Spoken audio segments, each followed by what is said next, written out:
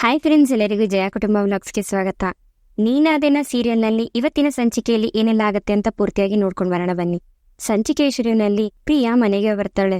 ಬಂದು ವಿಶ್ವಾಸ್ ಮುಂದೆ ನಿಂತ್ಕೊಂಡು, ಸರ್ ನಾನು ಯಾರು ಅಂತ ಗೊತ್ತಾ, ನೀವ್ ನನ್ಗೆ ಏನು ಅನ್ಯಾಯ ಮಾಡಿದೀರಾ ಅಂತನಾದ್ರೂ ನಿಮ್ಗೆ ನೆನ್ಪಿದ್ಯಾ ಅಂತ ಕೇಳ್ತಾಳೆ. ಪ್ರಿಯಾನ ನೋಡಿ ವಿಶ್ವಾಸ್ಗೆ ಶಾಕ್ ಆಗತ್ತೆ. ಮನೆಯವರೆಲ್ರೂ ಆಶ್ಚರ್ಯದಿಂದ ನೋಡ್ತಿರ್ತಾರೆ. ವೈಶುಗೆ ತುಂಬಾ ಖುಷಿ ಆಗತ್ತೆ. ನೀನ್ ಯಾರು ಅಂತಾನೆ ನನಗೆ ಗೊತ್ತಿಲ್ಲ ಅಂತ ವಿಶ್ವಾಸ್ ಹೇಳಿದಾಗ, ಗೊತ್ತಿಲ್ವಾ ಅಂತ ಪ್ರಿಯಾ ಕೇಳ್ತಾಳೆ. ಹೌದು, ನೀನ್ ಯಾರು ಅಂತ ನನಗೆ ಗೊತ್ತಿಲ್ಲ, ಹೊರಟೋಗು ಇಲ್ಲಿಂದ ಅಂತ ವಿಶ್ವ ಹೇಳಿದಾಗ, ಗೊತ್ತಿಲ್ವಾ ಅಂತ ಪ್ರಿಯಾ ವಿಶ್ವನ್ ಕೆನ್ನೆಗೆ ಹೊಡಿತಾಳೆ. ಅದನ್ನ ನೋಡಿ ಮನೆಯವರೆಲ್ರಿಗೂ ಶಾಕ್ ಆಗತ್ತೆ. ವೈಶು ಒಳಗಡೆ ನಗ್ತಿರ್ತಾಳೆ. ಇವಾಗ್ಲಾದ್ರೂ ನೆನ್ಪಾಯ್ತಾ ನಾನ್ ಯಾರು ಅಂತ? ಇವಾಗ್ಲೂ ನಾನ್ ಯಾರು ಅಂತ ನೆನ್ಪಾಗ್ಲಿಲ್ವಾ?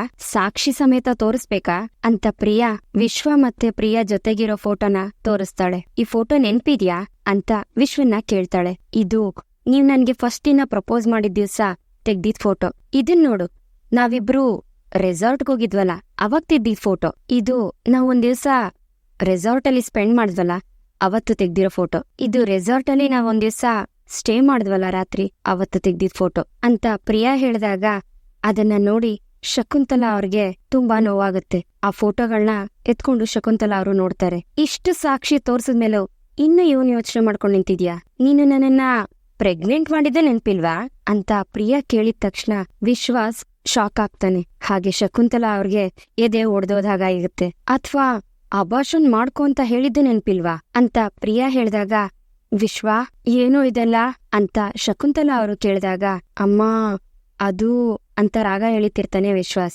ಎಲ್ಲ ನಿನ್ ಮಗ ಮಾಡಿರೋ ಕರ್ಮ ಕಾಂಡಗಳು ಅಮ್ಮ, ಇಷ್ಟೇ ಅಲ್ಲ ಇನ್ನು ತುಂಬಾ ಇದೆ ಅಂತ ವೈಶು ಶಕುಂತಲಾ ಅವರಿಗೆ ಹೇಳ್ತಾಳೆ. ಪ್ರೀತಿಸ್ತೀನಿ ಅಂತ ನಾನ್ ಹಿಂದೆ ಬಿದ್ದು ನನ್ನನ್ನ ನಂಬಿಸಿ ನನ್ನನ್ನ ಪ್ರೆಗ್ನೆಂಟ್ ಮಾಡಿ, ಅದು ಸಾಲ್ದೆ ಈಗ ಬೇರೆ ಹುಡುಗಿ ಜೊತೆ ಮದ್ವೆ ಆಗೋದಕ್ ಹೋಗಿದ್ಯಾ ಅಂತ ಪ್ರಿಯಾ ಹೇಳಿದಾಗ, ಸುಳ್ಳು ಸುಳ್ಳು, ಇದೆಲ್ಲ ಸುಳ್ಳು. ವೇದ ಅವ್ರೆ, ನೀವ್ ಇದನ್ನ ಯಾವ್ದನ್ನ ನಂಬೇಡಿ ಅಮ್ಮ, ಇದೆಲ್ಲ ಎಡಿಟ್ ಮಾಡಿರೋ ಫೋಟೋ ಅಮ್ಮ. ಸರ್, ನೀವ್ ಯಾವ್ದು ಇದನ್ನ ನಂಬೋದಕ್ ಹೋಗ್ಬೇಡಿ, ಇವಳು ಸುಳ್ಳು ಹೇಳ್ತಿದ್ದಾಳೆ, ಇದೆಲ್ಲ ಎಡಿಟೆಡ್ ಫೋಟೋಸ್ ಅಂತ ವಿಶ್ವ ಕಿರ್ಚ್ಕೊಂಡ್ ಹೇಳ್ತಿರ್ತಾನೆ. ಹೌದಾ, ಇಡೀ ರಾತ್ರಿ ನನ್ಗೆ ಮೆಸೇಜ್ ಮಾಡಿದ್ದಲ್ಲ ಅದು ಎಡಿಟಾ? ರಾತ್ರಿ ಇಡೀ ನನ್ನ ಹತ್ರ ಫೋನಲ್ಲಿ ಗಂಟೆಗಟ್ಲೆ ಮಾತಾಡ್ತಿದ್ದಲ್ಲ ಅದು ಸುಳ್ಳ?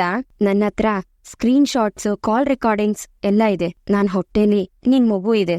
ನನ್ನನ್ನ ಮದ್ವೆ ಮಾಡ್ಕೊ ಅಂತ ಕೇಳಿದಿಕ್ಕೆ ಅಬೋರ್ಷನ್ ಮಾಡಿಸ್ಕೊ ಅಂತ ಹೇಳಿದಲ್ಲ, ಆ ಕಾಲ್ ರೆಕಾರ್ಡಿಂಗು ನನ್ನ ಹತ್ರ ಇದೆ. ಅಬೋರ್ಷನ್ ಮಾಡಿಸ್ಕೊಳಲ್ಲ ಅಂತ ಹೇಳಿದಿಕ್ಕೆ ನಿನ್ ಮೇಲೆ ಸುಳ್ ಕೇಸ್ ಹಾಕಿ ಜೈಲಿಗೆ ಕಳಿಸ್ತೀನಿ ಅಂತ ಹೆದರಿಸ್ದಲ್ಲ, ಆ ಕಾಲ್ ರೆಕಾರ್ಡಿಂಗು ನನ್ನ ಹತ್ರ ಇದೆ ಅಂತ ಪ್ರಿಯಾ ಹೇಳಿದಾಗ ವಿಶ್ವಾಸ್ ಪ್ರೀನ್ನ ಗುರಾಯಿಸ್ತಿರ್ತಾನೆ. ಏನ್ ಗುರಾಯಿಸ್ತಾ ಇದೀಯಾ? ಈ ಲುಕ್ಗೆಲ್ಲ ಹೆದ್ರೋಳಲ್ಲ ನಾನು, ಯಾಕಂದ್ರೆ ನಾನಿಲ್ಗೆ ಒಬ್ಳೆ ಬಂದಿಲ್ಲ ಸರ್ ಅಂತ ಪ್ರಿಯಾ ಕರಿತಾಳೆ. ಆಗ ಪೊಲೀಸ್ ಅಲ್ಲಿಗೆ ಬರ್ತಾರೆ. ಪೊಲೀಸ್ನ ನೋಡಿ ಶಕುಂತಲಾ ಅವರು, ವಿಶ್ವಾಸ್ ಎಲ್ರೂ ಭಯ ಪಡ್ತಾರೆ. ವೇದ ಇಲ್ಲೇನ್ ನಡೀತಿದೆ ಅಂತ ಯೋಚನೆ ಮಾಡ್ದೆ ತನ್ನ ಯೋಚನೆಯಲ್ಲಿ ಮುಳುಗೋಗಿರ್ತಾಳೆ. ವಿಶ್ವ ಪೊಲೀಸವ್ರನ್ನ ನೋಡಿ ಹೆದರ್ತಿರ್ತಾನೆ. ಪೊಲೀಸವರು ಒಳಗಡೆ ಬಂದಾಗ, ಸರ್ ಇದನ್ನೆಲ್ಲ ನಂಬೋದಕ್ ಹೋಗ್ಬೇಡಿ, ಇದೆಲ್ಲ ಎಡಿಟೆಡ್ ಫೋಟೋಸು, ಯಾರೋ ಬೇಕು ಅಂತ ನನ್ನನ್ನ ಸಿಕ್ಕಾಕ್ಸೋದಕ್ಕೆ ಪ್ಲಾನ್ ಮಾಡಿರೋದು ಅಂತ ವಿಶ್ವ ಹೇಳ್ತಾನೆ.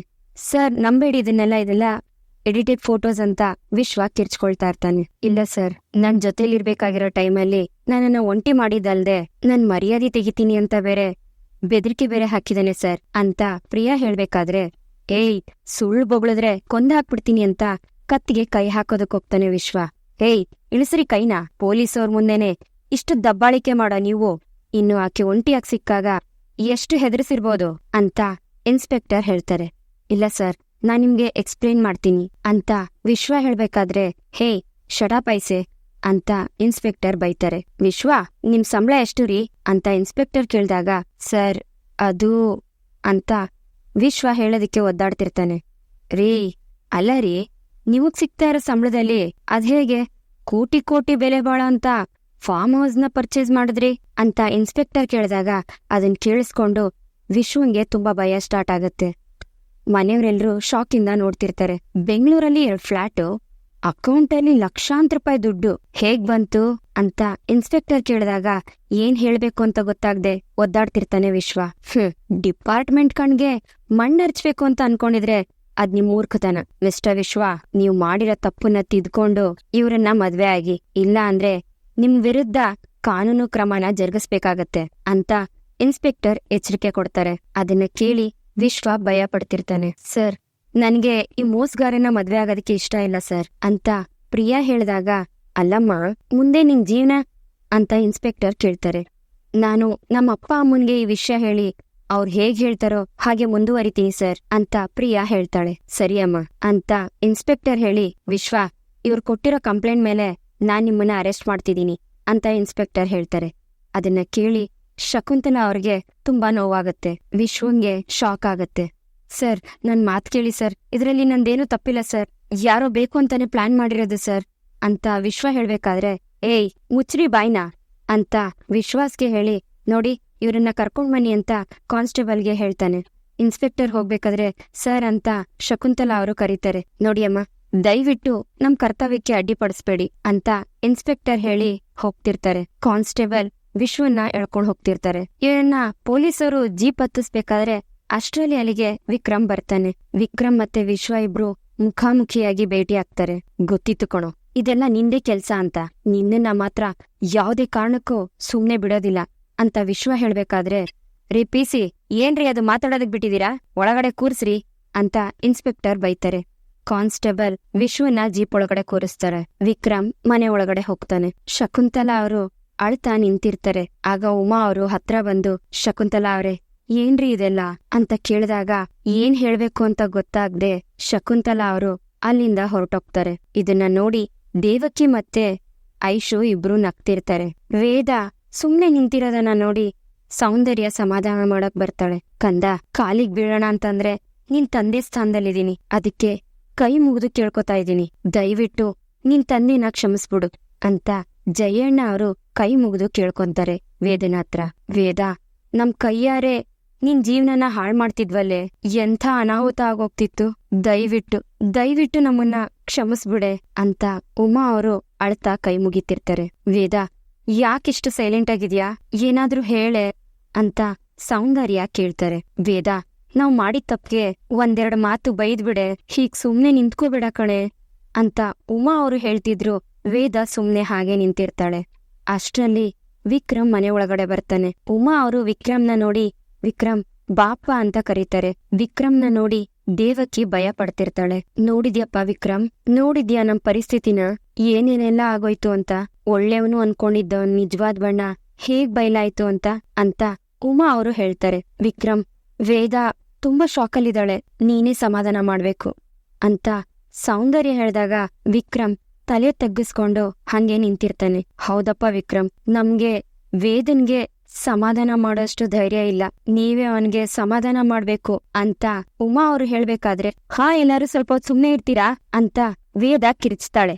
ಹೋಗಿ ಬೇಟೆ ಆಡೋ ಹುಲಿ ಹತ್ರ ರಕ್ಷಣೆ ಕೇಳ್ತಿದ್ದೀರಾ ನೀವು, ನನ್ ನೆಮ್ಮದಿನ ಸರ್ವನಾಶ ಮಾಡಿರೋರತ್ರ ಸಮಾಧಾನ ಮಾಡು ಅಂತ ಬೇಡ್ಕೊತಿದ್ದೀರಾ ಅಂತ ವೇದ ಹೇಳಿದಾಗ, ಇವಳು ಏನ್ ಹೇಳ್ತಿದ್ದಾಳೆ ಅಂತ ಎಲ್ರೂ ಶಾಕಲ್ಲೇ ನೋಡ್ತಿರ್ತಾರೆ. ವೇದ, ಏನ್ ಹೇಳ್ತಿದ್ಯಾ ಅಂತ ಸೌಂದರ್ಯ ಕೇಳಿದಾಗ, ಅಯ್ಯೋ ಅಕ್ಕ, ಅವಾಗಿಂದ ವೇದ ಶಾಕ್ ಆಗಿದ್ದಾಳೆ. ಸಮಾಧಾನ ಮಾಡು ಅಂತ ಕೇಳ್ಕೊತಿದ್ಯಲ್ಲ, ಇದಕ್ಕೆಲ್ಲ ಕಾರಣ ವಿಶ್ವ ಅಲ್ಲ, ಇವನು ಈ ಮಿತ್ರ ದ್ರೋಹಿ ಅಂತ ವೇದ ಹೇಳಿದಾಗ ಅದನ್ನ ಕೇಳಿ ಎಲ್ರಿಗೂ ಶಾಕ್ ಆಗತ್ತೆ. ತನ್ನ ಸ್ವಾರ್ಥಕ್ಕೆ ನನ್ನ ಜೀವನನ ಹಾಳ್ ಮಾಡ್ದಂತ ಸ್ಯಾಡಿಸ್ಟ್ ಇವನು. ಅಲ್ಲ, ನೀವ್ ಗಂಡಸರು ಹೆಣ್ಮಕ್ಳನ್ನ ಏನಂತ ಅನ್ಕೊಂಡಿದೀರಾ? ನನ್ನ ಸ್ವತ್ತು ಅಂತ ಹಕ್ಕು ಚಲಾಯಿಸೋದಕ್ಕೆ ನಮ್ಮನ್ನ ವಸ್ತು ಅಂತ ಅನ್ಕೊಂಡಿದೀರಾ? ನಿಮಗ್ ಬೇಕಾದಾಗೆ ನಮ್ಮನ್ನ ಬಳಸಿ ಬಿಸಾಕೋದಕ್ಕೆ ನಿಮ್ಗೇನು ಅನ್ಸೋದೇ ಇಲ್ವಾ? ನಮ್ಮ ಜೀವನದ ನಿರ್ಧಾರನ ನೀವ್ಯಾಕಯ್ಯ ತಗೋತೀರಾ? ನಮ್ಗೂ ಜೀವ ಇದೆ, ಭಾವನೆಗಳಿದಾವೆ, ಇದೆಲ್ಲ ನಿಮ್ಗೆ ಅರ್ಥನೇ ಆಗೋದಿಲ್ವಾ? ಇನ್ನು ಇಷ್ಟೊತ್ತು ಇಲ್ಲಿ ಕೂತಿದ್ನಲ್ಲ ಗಂಡ್ಸು, ಅವನಂತೂ ನನ್ನನ್ನ ಒಂದು ಮಾತು ಹೇಳ್ದೆ ಕೇಳ್ದೆ ನನ್ನನ್ನ ಮದ್ವೆ ಆಗೋ ನಿರ್ಧಾರ ಅವನೇ ಮಾಡ್ಬಿಟ್ಟ. ಇನ್ಯೂನು ನಿಂತಿದನಲ್ಲ ಪುಣ್ಯಾತ್ಮ, ಕುಡ್ದಿರೋ ಸ್ಥಿತಿಲಿ ನನ್ ಹಣೆ ಬರಾನ ಅವನೇ ನಿರ್ಧಾರ ಮಾಡ್ಬಿಟ್ಟ. ಅವನ್ಗೂ ಇವನ್ಗೂ ಯಾವ್ದೇ ರೀತಿ ವ್ಯತ್ಯಾಸ ಇಲ್ಲ, ಇಬ್ರುನು ಒಂದೇ. ಎಲ್ಲಾ ಗಂಡಸರು ಮೋಸಗಾರ್ರೆ, ಇಬ್ರು ನನ್ ಭಾವನೆ ಜೊತೆ ಆಟ ಆಡ್ಬಿಟ್ರು, ನನ್ಗಿಬ್ರು ಮೋಸ ಮಾಡ್ಬಿಟ್ರು ಅಂತ ವೇದ ಅಳ್ತಾ ಇರ್ಬೇಕಾದ್ರೆ ಇಲ್ಲೇನ್ ನಡೀತಿದೆ ಅಂತ ಮನೆಯವ್ರಿಗೆ ಯಾರಿಗೂ ಅರ್ಥ ಆಗ್ತಿರಲ್ಲ, ಯೋಚನೆ ಮಾಡ್ತಿರ್ತಾರೆ ಎಲ್ರು. ನೀನು ನನ್ ಗೆಳೆಯ ಆಗಿದ್ದೆ ಕಣೋ, ಎಷ್ಟು ನಂಬಿದ್ದೆ ವಿಕ್ರಮ್ ನಾನ್ ನಿನ್ನ, ಎಷ್ಟು ಗೌರವ ಇಟ್ಕೊಂಡಿದ್ದೆ ನಿನ್ ಮೇಲೆ. ಆದ್ರೆ ನೀನೇನ್ ಮಾಡ್ದೆ ಹೇಳೋ, ನೆನ್ನೆ ನೀನ್ ಏನ್ ಮಾಡ್ದೆ ಅಂತ ನಿನ್ಗ ಅರ್ಥ ಆಗಿದ್ಯಾ? ಛೇ ಅರ್ಥ ಹೇಗಾಗತ್ತೆ? ಯಾಕಂದ್ರೆ ನೀನು ಪ್ರಜ್ಞೆ ಇಲ್ದೇರೋ ಅಷ್ಟು ಕುಡ್ದಿದ್ದಲ್ಲ, ಅರ್ಥ ಆಗೋದಕ್ಕೆ ಸಾಧ್ಯನೇ ಇಲ್ಲ ಅಂತ ವೇದ ಹೇಳ್ಬೇಕಾದ್ರೆ, ವೇದ ಏನಾಯ್ತೆ ಅಂತ ಸೌಂದರ್ಯ ಕೇಳ್ತಾರೆ. ನಿನ್ನೆ ನೀನು ತಡವಾಗಿ ಮನೆಗ್ ಬಂದಾಗ ನಾನು ನಿಮ್ಮಪ್ಪ ಕೇಳಲಿಲ್ವಾ?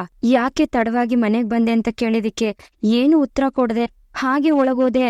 ಏನಾಯ್ತು ಅಂತ ಹೇಳು ಮಗಳೇ ಅಂತ ಉಮಾ ಅವರು ಕೇಳ್ತಾರೆ. ಅಮ್ಮ, ಇಲ್ಲಿ ನಿಂತಿದಾನಲ್ಲ ಇವನು ನಿನ್ನೆ ನನ್ ಕುತ್ತಿಗೆಗೆ ತಾಳಿ ಕಟ್ಬಿಟ್ಟ ಅಮ್ಮ ಅಂತ ವೇದ ತನ್ ಕುತ್ತಿಗೆಲಿರೋ ತಾಳಿನ ತೋರಿಸ್ತಾಳೆ. ಅದನ್ನ ನೋಡಿ ಮನೆಯವ್ರೆಲ್ರಿಗೂ ಶಾಕ್ ಆಗತ್ತೆ. ಅದು ನನ್ಗೊಪ್ಕೆ ಇಲ್ದೇರೆ ಬಲವಂತವಾಗಿ ತಾಳಿ ಕಟ್ಬಿಟ್ಟ ಅಮ್ಮ.